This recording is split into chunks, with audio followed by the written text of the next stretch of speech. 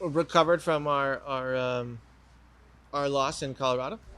Traveled home. Unfortunately, with one less player, with Ryan Hollingshead, who's come up with a little bit of an injury, but we're hopeful to have him back soon.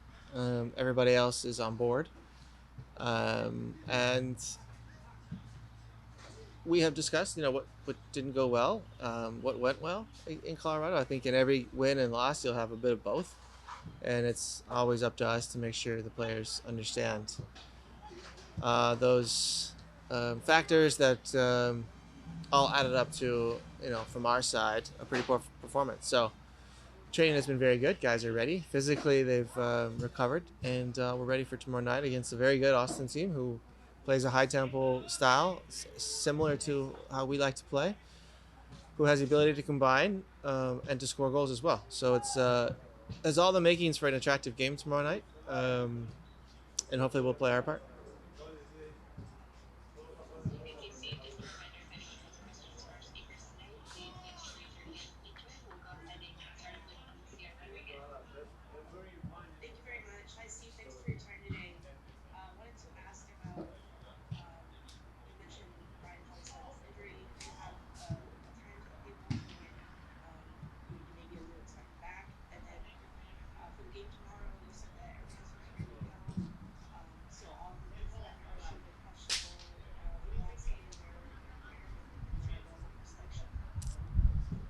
Um, Ryan will kind of do day to day.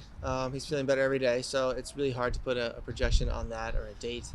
Um, so we see each other, hear each other every 3 days anyway, in the next couple of weeks, so we can check in every 3 days.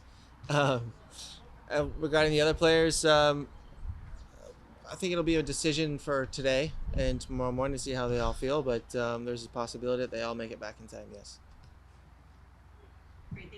Mm-hmm. Steve, you were pretty direct with your team after the match. You said basically the game was lost in the first 20 minutes. So what's been the messaging on starting games in a good way, better starts? Um, there's a few ways to look at it.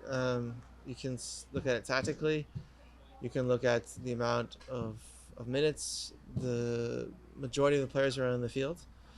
Um, Last weekend have played over the past couple of weeks and throughout this season. And then if you just look at the physical output for those first 20 minutes or even over the 90 minutes, all not good.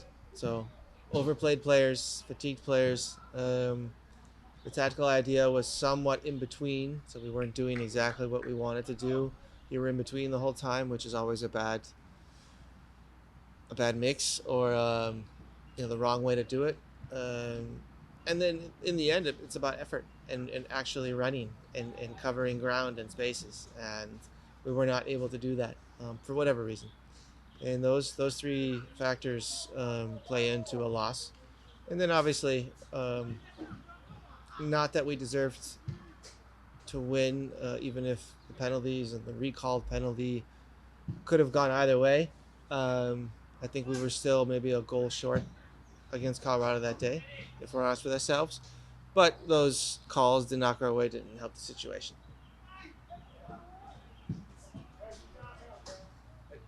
Steve, just a question about when you have games, two games. Isn't it more? I know he was giggling. Isn't it more fun live, right? No offense to anybody who's on the Zoom. Okay, sorry everyone on the Zoom. When you can't have as many trainings about what your outlook is to get the most out of it when you have so many games over 2-3 week period. It can go both ways. So if you're in a good moment, you just kind of keep the ball rolling. If not, you have like you said, limited opportunity to correct the mistakes. But for us, we try to play as close to our game model as possible. We've had plenty of time training that, and so it's very clear what we want to do, and the players know that. And so it's just a matter of retouching on some basic ideas to approach our game model again, and give the players reminders. In these days where you can't load um, in a great way, those are excellent opportunities for tactics and for reminders, and that's what we've done. And when this stretch ends, when you have a couple weeks to really get back on track and where these guys get to decompress, refresh, how much much planning do you have put in that to see how you get the most out of that stretch? A lot. That's Um, interesting. and so the next couple weeks, obviously it's a tight schedule, very compact for everybody, or congested, and we'll get through it like every other team, and make the most of it points wise. Um, and then it's all about recovery, and physically, but more importantly mentally, because then the summer months kick in, and there's another compact stretch after that. So we'll have some players rejoin us, from long term injuries as well. And when we come back from the break, I think we'll be firing all on all from all pistons, and it's going to be a very deep squad again, and a good squad, and I'm really looking forward to that. Thank you. Thank you. We'll go back to Zoom with Aaron Holstrom. Hey, looking at this game, Wolf likes to build a lot on the back.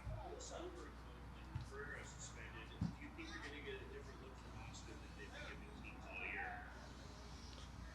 I think they've done a good job of mixing both, playing and then also playing a little more pragmatic and direct when the opponents are keen on pressing in their half. So I think we'll see a little bit of both. I think at times they'll try to play, and if they can play quickly, they will play out of the back.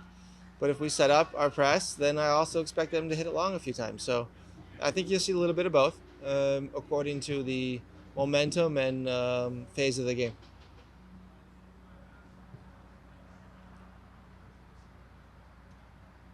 Please go ahead, host Wayne. Thank you, Crystal. Hello, Steve. Good afternoon. Thank you for your time as always. Um, what are the things that you need to see for LAFC to be in the level that you want it to be? Um, I think if you look at our metrics when we win games, we are consistently finding space in behind teams' back lines, and so getting depth into our game is extremely important for our model. And I think our counter press numbers speak for themselves as well. I think we've been very successful there this year, and so those are two good indicators that we are putting the game on our terms, and being able to play where we feel comfortable. And when we can do that, the chances go way up for us to win a game. So those are two factors that we'll be looking at and hoping to successfully apply in this game. And how is the team doing physically with such a busy schedule in May? I think the team is doing much better than the coaching staff. I'm out with an injury. I can't participate in staff games. Ante's been out. Mark struggling as well. So the team is in great shape. You really can't participate in staff games? No, I pulled up with an injury yesterday, so I'm So gonna you have make the broadcast. I'm gonna have to take a break. Yeah, it's what happens when you play on an injury. Last question coming from our broadcast team. What has been the messaging to the team as far as getting a better start and playing the full 90? It's just reminders of look, if you want to be effective in the beginnings of games and throughout whatever phase of the game, I don't think it has to do with the beginning, the middle, or the end. It's you have to run. Um, Things do not happen automatically in this sport. It is a running sport. As much as we love tactics and